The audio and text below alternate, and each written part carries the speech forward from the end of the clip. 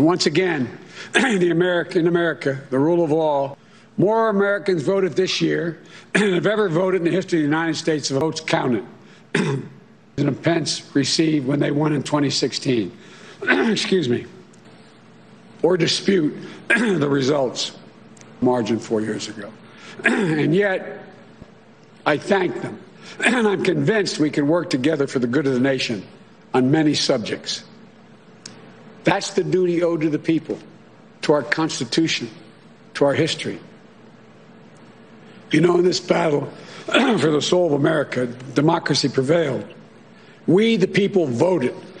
Faith in our institutions held. The integrity of our elections remains intact. And now it's time to turn the page, as we've done throughout our history, to unite, to heal. As I said in this campaign, I will be president for all Americans. I'll work just as hard for those of you who didn't vote for me as I will for those who did. There's urgent work in front of us. Oh, go and get a glass of water.